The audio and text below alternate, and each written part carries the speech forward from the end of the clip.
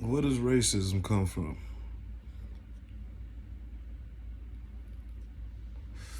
Let's talk about it. So let's understand what racism is. A lot of people try to attach racism to what you say and what you do. When in reality, racism is how you think, right? Because what is race? Race is a competition. That's the race. What is the ism? The ism is your system of beliefs.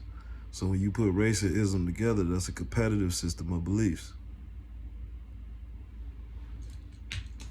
Now,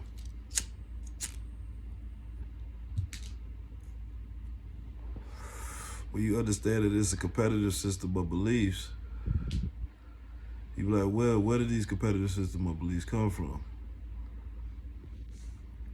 Okay, so let's go back into the high school system or the education system, where they got you playing basketball, they got you playing football, kickball, baseball, whatever they got y'all doing in school. And they divide y'all into teams. This is where the competitive system of beliefs come from. This is where the self-hate start, where you got people competing in sports against each other, and you got me competing, and you know that I'm not gonna go to the NFL. You know that I'm not gonna go to the NBA. And I say that because they already got the people that's gonna play in the NBA. They already got the people that's gonna play in the NFL. They already know who they are.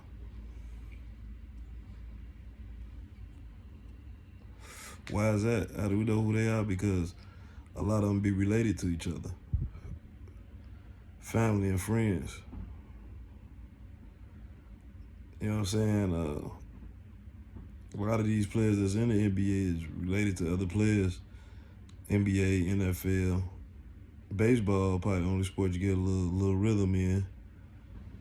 I mean, you throw a 100-mile-per-hour fastball, you throw a 100-mile-per-hour fastball. But yeah, they got us playing these sports that they know we not going.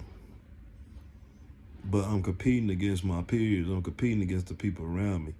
And you know, I mean, to carry that on out of school, and now you looking at everybody around you as your competition. And that's not even, and that's just looking at the sports. That's not even to mention like, uh,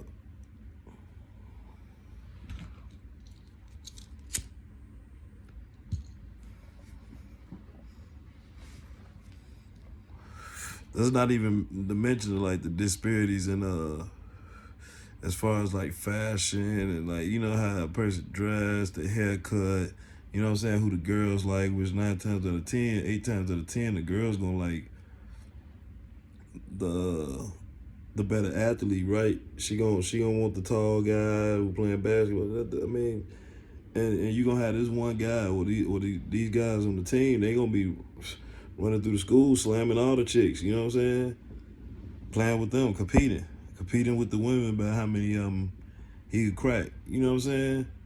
And so now these women learning to be competitive through that, through sexual activity.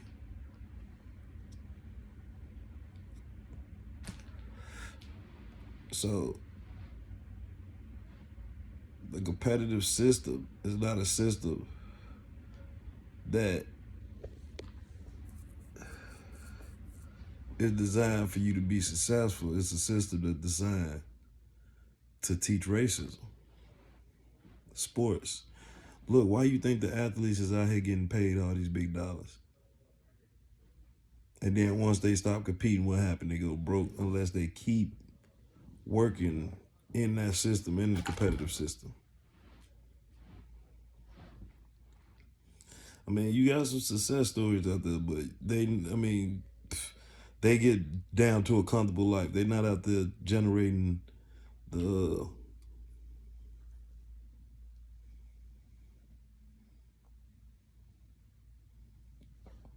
they're not out there generating the hundreds of millions like they used to.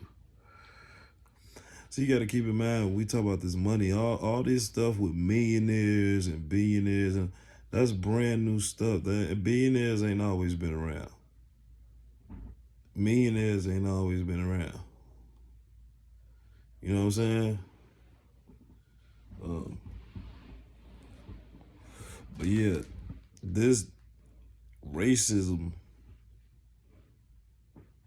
now it'll have, once you get out of the school system, you have family and friends that you be around, and they seeing you living a certain way, or you may even try to pull them in to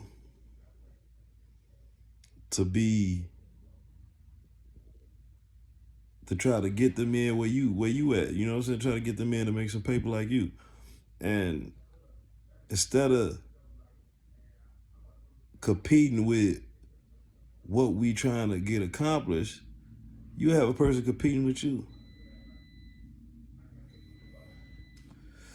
You'll be in a relationship and the person that you with is competing with you. And see, what's messed up about racism for so-called black people is that when we only suffer for racism. We can't actually be racist, because when you be racist, you actually able to prosper from that.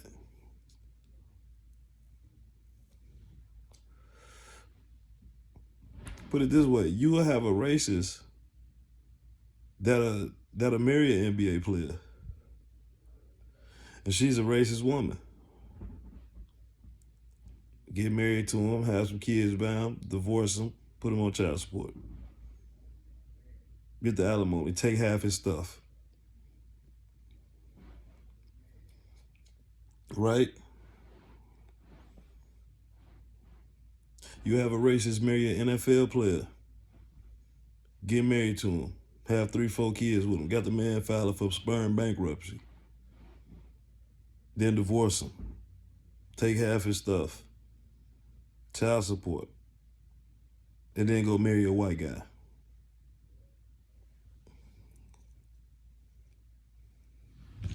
It'd be funny.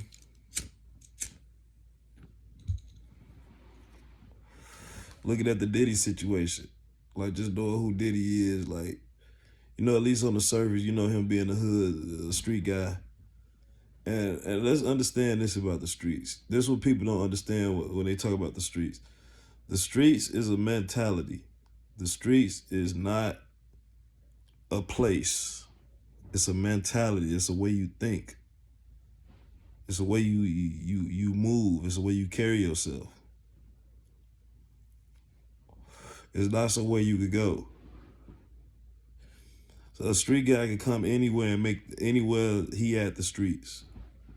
A street guy could come to your block, and now your block is the streets. For real, he got traffic coming through there. He got stuff going on. He getting stuff done. He's able to come up with ideas, create ideas. He a street guy. But just looking at the Diddy situation with the chick he was with, Cassie, how, you know, she come out, I guess, with the lawsuit. He send her the bread, and she in London somewhere married to a white guy. You know what I'm saying? Like, you may tell me, you know what, I ain't gonna dive into it, but